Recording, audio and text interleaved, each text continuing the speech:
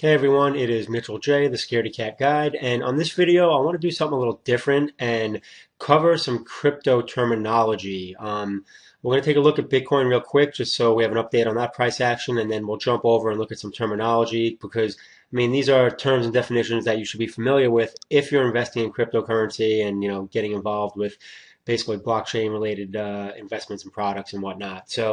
Um, Real quick to look at Bitcoin, you can see the other day I talked about how we got a 10K tease. We got up there, pretty much, you know, failed, pulled back a bit, and we're back in this kind of range here. The good news is right now we're still higher than essentially prior pullback. So even though there's a small tight range, you see it still slopes upward. So ideally, we can essentially bounce here. I'd like to see us stay above 9K. So essentially, if we do turn, we've made yet another slightly higher low. As this is higher than here, and this is higher than here. Otherwise, our real support is down around, that 8,800 level I talked about. So, first real downside, 8,800. Upside, obviously, we're looking to get this 10K, capture this 10,000 level again. And then from there, we can work on trying to go after these prior tops here up in the mid 11s. So not much has changed. Overall, the price action is still, leans towards the positive until if we were to, come down to 8,800 and then push lower, then that would obviously change the tone of price action from positive to definitely to negative. So right now it's still, positive to neutral. And I have no problems watching us just grind like this. If we kind of just keep bouncing around like here and slowly grind higher, that's fine. Like I said, we recaptured this uptrend some time ago. So as long as we can keep holding this, I have no problems riding this thing over the long term. That's solid price appreciation. But anyway, all right, so let's jump into some cryptocurrency terminology. All right, so for anyone that doesn't know what an airdrop is, basically it is a way that a coin is distributed in terms of, I'm sure you've heard of maybe like if there's a fork and you'll get coin, like for instance, Bitcoin. When Bitcoin was forked and you had the Bitcoin Cash created, anyone that held Bitcoin got Bitcoin Cash. Well, in this instance, basically, an airdrop is when there's essentially a token giveaway, and literally, like it sounds, like it's an airdrop. Like literally, they drop it into your qualifying wallet. So most of the times, if you hold a certain coin, and then if a new coin is created or whatever it is, or a promotional coin, a dividend, whatever you want to look at it as, gets dropped into your wallet. Altcoin, that's obviously anything that's not Bitcoin, an alternative coin. That's generally what people are referring to. I'm just going to kind of like glaze over some of these. Obviously, blockchain. I mean, if you really want to know what the blockchain is in terms of getting the nuts and bolts of it and the definitions of all the inner workings, honestly, just that's what I created the Scaredy Cat Guide to knowing what the heck Bitcoin is. It's a 20-page ebook. If you haven't downloaded it, it's free. Grab it. It will give you basically the Cliff Notes version of what Bitcoin is, what the blockchain is. So I'll put a link to that in the video notes, so you can kind of get a more expanded uh, explanation of what the blockchain and Bitcoin is. Cold storage, I talk about that in the book as well. Basically, that is when your cryptocurrency is essentially offline. It's usually on a hardware device, offline, like a Ledger Nano. Um, what else? A hash, again, something else to talk about in the ebook.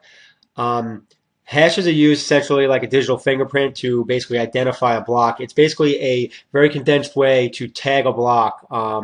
So you have that history. So in a preceding block, there'll be a hash on it. What else? ICOs, I think most people, have heard of those and know what they are. Mining. A node. Let's quickly talk about what a node is. Basically, when you talk about the blockchain, we'll use the Bitcoin blockchain. A node is essentially a copy of the blockchain. So let's say I have a server running a copy of the Bitcoin blockchain. Essentially, I have a node. I have a Bitcoin node, and me and more than 10,000 other people across the globe are also running a Bitcoin node. This is exactly why it's a decentralized technology, because there are thousands and thousands and thousands of people running the same blockchain, same copy of it, So therefore, you cannot corrupt slash manipulate it because I'm not the only one with a copy of it. That is why basically it is a ledger that gives us transparency and also gives us the ability to feel safe that it's not going to be altered or the books aren't going to get cooked, so to speak, like you would dealing with a centralized organization. Um, what else? Proof of stake, proof of work. These are two different types of blockchain technology. So, in essence, private key. I really want to point this one out. Private key. This is like your most important piece of information when it comes to your wallets. So, if you have Bitcoin in a wallet, you will have a private key. That private key essentially gives you the ability to essentially use your Bitcoin. So unless you want someone to steal your Bitcoin, I suggest you do not share your private key with anyone. Excuse me. What else? Smart contract. I'm sure you've probably heard this term. It's most popular with Ethereum because that's where it really got going. But a smart contract basically is a contract that exists on the blockchain, and the technology executes that contract as terms of the contract are met. So what's good about that is A, you have the transparency, and B, there's no arbitrary decisions being made. Like either a criteria is met and then the next execution happens or it doesn't. What else? What else? I'm sure obviously everyone's heard of wallets. There's cold wallets and there's cold wallets and hot wallets, or more often referred to as soft and hard wallets.